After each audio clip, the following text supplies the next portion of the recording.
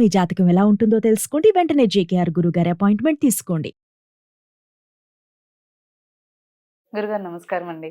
ఓం శ్రీ మహాగణాధిపతయే నమః. గురుగారు మనం చాలా సార్లు చూస్తూ ఉంటాం. అదేంటంటే భర్త చనిపోయిన వాళ్ళు ఉంటారు కదా, ఆడవాళ్ళని చాలా శుభకార్యాల్లో రానివ్వరు. అంటే పెళ్ళిళ్ళకైనా కానీ, లేదంటే ఏదైనా పేరెంటం పిలిచినా కానీ, లేదంటే ఏదైనా ఇప్పుడు శ్రీమంతం అలాంటివి చేస్తూ ఉంటారు. చాలా అశుభం అని చెప్పేసి అసలు ఆమెని ముందుకు కూడా రానివ్వరు. అండ్ అలాంటి పనులకు వెళ్ళేటప్పుడు కూడా ఎదురుపడినా కూడా మంచిది కాదని అంటూ ఉంటారు. అవును.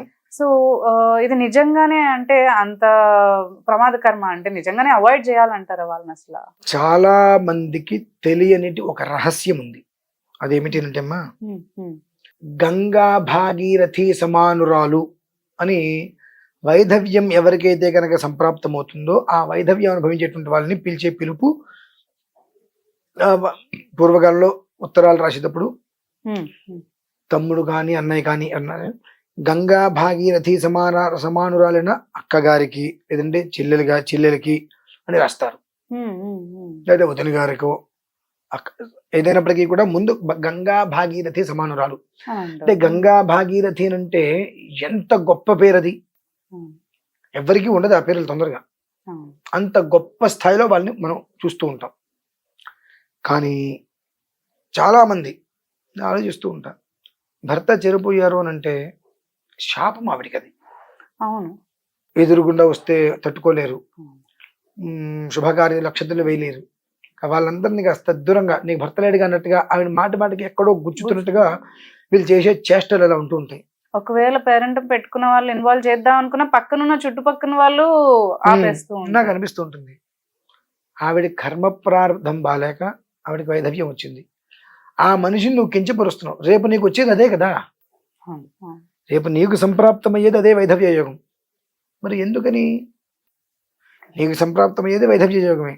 మరి ఎందుకు నువ్వు ఇంకొక మహిళని, ఇంకొక సాటి ఆడపిల్లని, ఆ స్త్రీని అవహేళన చేస్తున్నావు? మాకు జన్మ హక్కు. ఈ కొంతమంది పూజల్లో కూడా వద్దంటారు. వైధవ్యం వచ్చినప్పటికీ కూడా భగవద్ ఆరాధన యథావిధిగా చేసుకోవచ్చమ్మా, ఎలాంటి సందేహము లేదు. ఎందుకు పూర్వకాలంలో మరి వైధవ్యం ఉన్నప్పుడు మనిషిని విడిగా చూస్తారు అంటే విడిగా చూడటం కాదమ్మా. ఇప్పుడున్నటువంటి స్త్రీలకి పూర్వంలో ఉన్న స్త్రీలకి నక్కకి నాగలోకానికి ఉన్నంత తేడా ఉంది. పూర్వకాలంలో భర్త చనిపోతే ఇంకొక పురుషుని ముట్టుకునేవారు కదా వాళ్ళు. ఇంకొక పురుషుడు చూపు వాళ్ళ మీద పడకూడదు. ఇంకొక పురుషుడు చూపు వీళ్ళ మీద పడి మనం ఏదైనా వాళ్ళకి కనుక దక్కకపోతే పిల్లల్ని ఏదైనా ఇబ్బంది చేస్తారు, కుటుంబాన్ని నాశనం చేస్తారని చెప్పి వాళ్ళు భర్త చనిపోయిన తర్వాత 20 రోజులకు, నెల రోజులకు, నెల 15 రోజులకు గుండు చేయించేసుకుంటుంటారు. గుండు చేయించేసుకుని తెల్లటి వస్త్రం, తెల్ల చీర కట్టుకుని అలానే ఉంటూ ఉంటారు. ఎందువల్లనంటే నాకు భర్త లేడు, నా పిల్లల్ని నేను కాపాడుకోవాలి, దానికోసం నేను శ్రమ పడాలి, నా మీద ఎవరికి ఎలాంటి ఆలోచన రావద్దు, ఒక మనిషికి నేను కోరిక కలిగించేటట్టుగా నేను ఉండవద్దు. కాబట్టి తనకు తానే నిర్దిష్టంగా పెట్టుకొని గుండు చేయించేసుకొని తెల్ల చీర కట్టుకొని ఏవో పనులు చేసుకుంటూ కుటుంబాన్ని జాగ్రత్తగా పోషించుకుంటూ వచ్చేవారు. 30 ఏళ్లకు 20 ఏళ్లకు పోయిన భర్త చనిపోయే వరకు అలానే పిల్లల్ని కాపాడుకుంటూ జాగ్రత్తగా కష్టపడుతూ ఉన్న వాళ్ళు చాలా మంది ఉన్నారు. అంతఃపూర్వం ఏం చేసేవారంటే, భర్త చనిపోతే భర్తని చితిమంటల్లో దహనం చేస్తున్నప్పుడు మీరు కూడా సతీ సహగమనం అని చెప్పి వెళ్ళిపోయేవారు. అందులో ఎవరి యొక్క ప్రోద్బలం లేదమ్మా. తనకు తాను భర్త లేనప్పుడు నేను ఎందుకు, నా పిల్లల్ని చూసుకుంటున్నారు వీళ్ళు, ఏ కారణం చేతనైనా పరపురుషుడితో నేను మాట్లాడవలసిన పరిస్థితి వస్తుందేమో అని చెప్పి తనను తాను దహించుకున్నది భర్తతో పాటు సతీ సహగమనం. అందుకని స్త్రీకి అంత ఉన్నతమైనటువంటి గొప్ప కీర్తి ప్రతిష్టలు ఉన్నాయి స్త్రీకి, ఎవరికి లేవు, ఏ పురుషుడికి లేవు. ఆ కాలగర్భంలో కొంతకాలం తర్వాత అందరి పరిస్థితులు ఒకేలా ఉన్నాయి కాబట్టి నన్ను నేను రక్షించుకుంటూ నా పిల్లల్ని కాపాడుకోవాలని చెప్పి ఆవిడలా గుండు చేయించుకొని తలబట్టలు కట్టుకునేది. ఆ కాలానుసారైన కొంతకాలం మార్చిన తర్వాత భర్త చనిపోతే కొంతకాలం ఆమె కూడా మళ్ళీ వేరే వివాహం చేసేవారు. నేనేమి వేరే వివాహం చేయడానికి ఎగ్నిస్ట్ కాదండి, వేరే వివాహం చేసేవారు. జీవితం అలానే బాగుండేది. అటు కొంతకాలం తర్వాత భర్త బ్రతికున్న వైధవ్యం అనుభవిస్తున్నారు. అంటే ఇక్కడ నేను ఈ మాట ఎందుకు చెప్పొచ్చానంటే అమ్మా, వైధవ్యం అంటే భర్త చనిపోయిన తర్వాత అనుభవించేది కదమ్మా. ఇప్పుడున్న సిచ్యువేషన్లో భర్త బ్రతకుండగానే వైధవ్యాన్ని అనుభవిస్తున్నారు. అంటే ఎట్లా, ఫంక్షన్స్కి వెళ్తే మెళ్ళో మంగళసూత్రాలు తీసేస్తారు. అంటే మరి వీళ్ళకి పెళ్ళైందని వాళ్ళు అనుకుంటారని వీళ్ళ ఫీలింగ్ ఏంటో తెలియదు. మెళ్ళో మంగళసూత్రాలు తీసేస్తారు, నల్లపూసలు తీసేస్తారు, ఏదో ఒకటి సింగిల్గా అందంగా అలంకారంగా చేసుకుంటారు. వీళ్ళకి పెళ్ళైందన్న విషయం దేవుడికి తెలియకూడదు. ఆ మంగళసూత్రాలు కొంపలో పెట్టి వచ్చేస్తే ఇప్పుడు ఆవిడ్ని మనం ముత్తైదు అనుకోవాలా, వైధవ్యం చెందిన స్త్రీ అనుకోవాలా, ఏమనుకోవాలి చెప్పండి? మామూలుగా ఇప్పుడు నా అపాయింట్మెంట్స్ తీసుకున్నప్పుడు వచ్చినప్పుడు గురుగారు నమస్కారం అంటే ఏమని దీవించాలో అర్థం కాదు నాకు. కాళ్ళకి మెట్టలు ఉంటే మెల్ల మంగళసూత్రం ఉండదు. మిమ్మల్ని ఏమని దీవించాలి? దీర్ఘ సుమంగళీ భవ అందామా, ఒక భయం అనుభవించాలి. దీర్ఘ సుమంగళీ భవ అందిస్తాయా గురుగారు ఏమనుకోద్దండి, నా భర్త చనిపోయి కొంతకాలం ఏందండి, కాళ్ళకి మెట్టలు ఉన్నాయి, అయ్యో మెల్ల మంగళసూత్రం లేదు. కొంతమంది భగవంతుడి దగ్గర మెట్టులు ఉండవు, మంగళసూత్రాలు ఉండవు, ఏమీ ఉండవు. కళ్యాణం వస్తుంది, విస్తే గురుగారు నాకు వివాహం అయిందండి అంటారు. ఏమని దీవించాలి నేను అసలు వాళ్ళని? దీనివల్ల అవకతవకలు మేమే ఇబ్బందులు పడుతున్నాం. ఒక స్త్రీకి మరొక స్త్రీ శత్రువు అన్నట్టుగా అమ్మా, అరే ఆవిడికి వైధవ్యం కలిగింది అంటే శాపం. ఇంకొంతకాలానికి నాకు కూడా పట్టింది అదేగా గతి. నేను ఎందుకు ఆవిడ్ని నిందిస్తున్నాను? తప్పది. అంటే పూర్వ సువాసిని, ఆవిడకి నాకన్నా ముందే వివాహమైంది, నాకన్నా ముందే ముత్తైదు అనే పేరు ఆవిడకి వచ్చింది, అలానే వైధవ్యం చెందింది ఆవిడకి. సో నాకు నెక్స్ట్ పట్టేటువంటి గత అదే కదా. నేను ఎందుకు ఒక మాట అనాలి అనేటువంటి ఆలోచన వీళ్ళకి రావాలమ్మా.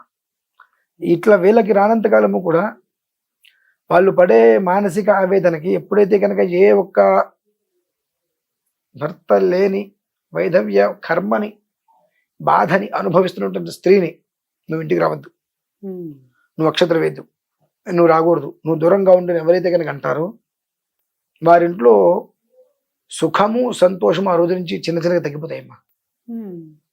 దినదిన గంట నూరేళ్ళు ఆయుష్ ఉన్నటువంటిది వాళ్ళకి ఉంటుంది. ఎందువలన భగవంతుడి యొక్క శాపం ఆవిడ చేసినటువంటి వాటికి, ఆ శాపవశాత్తు ఆవిడ వైధవ్యం అనుభవిస్తుంది. ఆ వ్యక్తిని నువ్వు ఒకసారి స్త్రీగా కూడా గౌరవించలేకపోతున్నావుగా. అమ్మ నేను మీ అందరికీ చెబుతున్నాను, చక్కగా వివాహంతో వచ్చినటువంటిది నల్ల పూసలు, మంగళసూత్రం, మెట్టలు, ఈ మూడే. మన మనస్సు మన ఆధీనంలో ఉంటుంది అనుకున్నప్పుడు మనం ఎలా ఉన్నా నష్టం లేదు. పరపురుషుడు మనల్ని చూస్తాడేమో, మనల్ని మనకు ఆకర్షణగా అవుతాడేమో, మనల్ని ఆకర్షిస్తాడేమో అనే ఆలోచనతో గుండు కొట్టించుకొని, అంటే ఆ ఆలోచనతో గుండు కొట్టించుకునే ఉపయోగం లేదు. మన మనస్సు మన కంట్రోల్లో ఉన్నప్పుడు మనం గుండు కొట్టించుకున్నా గుండు కొట్టించుకోకపోయినా చక్కగా బొట్టు పెట్టుకొని గాజులు వేసుకొని అమ్మవారి ఆరాధనలకు ఎక్కడ తిరిగినా మన మనస్సులో ఎలాంటి కల్మషం లేనప్పుడు ఎవడు ఎలా అనుకున్నా వాడే నాశనమవుతాడు. కాబట్టి ఎవడో ఏదో అనుకుంటాడని చెప్పి మనం ఏం చేయక్కర్లా. కాకపోతే ఏంటంటే రోడ్డు మీద రక్షణ లేదు, ఏ పరిస్థితుల్లో ఏం జరుగుతుందో తెలియదు అన్నప్పుడు ఆ మనిషికి మనం అందంగా వికారంగా కనిపిస్తే మన జోలికి రాకుండా ఉంటారు. కనుక పూర్వంలో గుండు చేయించుకుని అలానే తెల్లటి చీర కట్టుకొని ఉండేవారు. మీ పిల్లల్ని మీరు కాపాడుకోవాలి, తప్పదు మీకు. కాబట్టి మిమ్మల్ని మీరు కంట్రోల్లో పెట్టేసుకొని మీ మనస్సును మీరు కళ్ళెం వేసుకొని మీకు ప్రశాంతంగా మంచి చీర కట్టుకోవచ్చు, బొట్టు పెట్టుకోవచ్చు, గాజులు వేసుకోవచ్చు, ఎలాంటి ఇబ్బంది లేదమ్మా. ఇదంతయు కూడా కేవలం కొంతమంది స్వార్థం కోసం సృష్టించినదే. నా వరకు మగవాళ్ళైనా ఆడవాళ్ళైనా ఒకటే అంట, భార్య చనిపోతే వీడు మొహం మండ పనికి మాలిన పాపిష్టి పిచ్చిన కొట్టి పింజారి వెధవ సంవత్సరం కూడా ఆగలేకపోతున్నాడు. భార్య చనిపోయిందంటే ఆగలేకపోతాడు అమ్మ వాడు. 4వ నెలలో ఎంతమంది పెళ్లిళ్ళు చేసుకుని ఉంటారు? 3వ నెలలోనే ఎంతో మంది భార్య చనిపోయింది. ఈమె మనిషి కాదా? కాకపోతే ఎందుకండి అని అంటే, ఈమె ఒకవేళ వివాహం చేసుకుంటే వచ్చేటువంటి మనిషి ప్రేమగా చూసుకునేవాడు కాకుండా కొంచెం డిఫరెంట్ మెంటాలిటీ వాడైతే చేతికో కాలుకో చిన్నప్పుడు మనకు దెబ్బ తగిలితే దాన్ని కాకి పొడిస్తే ఎలా ఉంటుంది, అలా ముక్కు పెట్టి పొడిచినట్టుగా పొడిస్తే ఆవిడ మెంటల్ గా మానసికంగా కుళ్ళి కృషించిపోతుంది. కాబట్టి తొందరగా పెళ్లి చేయడానికి ఒప్పుకోరు. అర్థం చేసుకునే అబ్బాయి కాకుండా ఇష్టం వచ్చిన వాడు వస్తే వాడు మొదట్లో కొంతకాలం సవ్యంగా ఉన్న తర్వాత నీ భర్త ఇలానే ఉండేవాడా, ఇంకో ఎందుకనే వాడు చనిపోయాడు, ఇలా ఇట్లా రకరకాలుగా అమ్మాయిని మెంటల్ గా సూటిపోటు మాటలు వేస్తారు. కాబట్టి తొందరగా ఆడపిల్లకి ఇంకొక పెళ్లి ఎందుకు చెయ్యరు అంటే ఇదే కారణం అమ్మ. కాబట్టి దేనికి దోషం అనేటువంటిది శరీరానికి మనస్సుకి సంబంధం లేదు, గుర్తుపెట్టుకోండి. మన మనస్సు శుచిస్మితంగా ఉంటే మనం నిద్రపోతే ఈశ్వరుడికి అభిషేకం చేసిన ఆయన సంతోషపడతాడు. మన మనస్సు ఎప్పుడూ కూడా శుచిగా ఉండాలి. అది ఒక్కటి గమనించుకొని అనవసరంగా, అంటే ఇది ఎవరికి చెప్తారంటే ఈ మాట, తోటి స్త్రీలు ముత్తైదువులుగా అనుకుంటూ వైధవ్యం కలిగిన స్త్రీలని ఎక్కిరిస్తుంటారు చూశారండి, వాళ్ళ గురించి నేను విషయం చెప్తున్నా. కాబట్టి వాళ్ళ మనస్సు ఎప్పుడు శుచిగా ఉంటుంది, మీ మనస్సు అంతా వికారంగా ఉంటుంది. ఎందువలన వాళ్ళకి భర్త లేకపోవడం చేత మెడలో తాళి వేసుకునే యోగం కూలిపోయారు. మీకు భర్త బ్రతుకుండి మెడలో తాళి వేసుకోవట్లేదు. వాళ్ళకన్నా మీతోనే చాలా ప్రమాదాలు. కాబట్టి ఇదైతే చాలా క్షమించరాని నేరం, తప్పు. ఒక స్త్రీకి వైధవ్యం వస్తే అది ఆవిడ శాపం అనుభవిస్తుంది. ఆ శాపం అనుభవిస్తున్నటువంటి ఆవిడ్ని ఎవరైతే కనుక నువ్వు ఇట్లా నువ్వు అట్లా నువ్వు పనికిరాదు ఇది అంటారో తర్వాత ఆ శాపం అనుభవించే వాళ్ళు వీళ్ళే వెంటనే అతి త్వరలో. కాబట్టి సుమంగళగా ఉండాలి అని మాత్రమే కోరుకోండి. వైధవ్యం కావాలని చెప్పి ఇంకొక పాపం భర్త లేనటువంటి స్త్రీని కించపరిచి ఆవిని అవమానపరిచి ఆ పొజిషన్ మీరు రావద్దనేది నేను కోరుకుంటానమ్మా. విషయం. ధన్యవాదాలు. గురుగారు చెప్పారు కదా, మనకి మన తోటి ఆడవాళ్ళని ఇలా ప్రతి శుభకార్యాల్లోకి రానియకుండా వాళ్ళని కించపరచడం అనేది చాలా తప్పు అని చెప్పేసి, అంటే ఇప్పుడు తెలుసుకోవాల్సిన విషయం ఇది అందరికీ కూడా. ఎందుకంటే చాలా మంది పాతకాలపు ఇవన్నీ కూడా పట్టించేసుకొని పెద్దవాళ్ళ మాటలని మనం వినొద్దని చెప్పట్లేదు, కానీ అవన్నీ కూడా తీసుకుని ఇప్పుడున్న ఆడవాళ్ళని కూడా ఇలా దూరంగా పెట్టడం అనేది చాలా తప్పని మనం తెలుసుకున్నాం. సో మనం కూడా ఇప్పుడు కొంచెం వైడ్గా ఆలోచించి వాళ్ళందరినీ కూడా మన ఈ కార్యాలలో ఇన్వాల్వ్ చేసుకుంటే మంచిదని అనుకుంటున్నాం. సో మీకు కూడా ఇలాంటి ఏవైనా జాతకరీత్యా సందేహాలు ఏమన్నా ఉన్నట్లయితే గురుగారిని సంప్రదించాలి అని అనుకుంటే మనకి స్క్రీన్ పైన నంబర్స్ ఉన్నాయి. నంబర్స్ని కనుక మీరు కాంటాక్ట్ చేసినట్లయితే గురుగారితో మాట్లాడే అవకాశం అనేది మీరు పొందొచ్చు.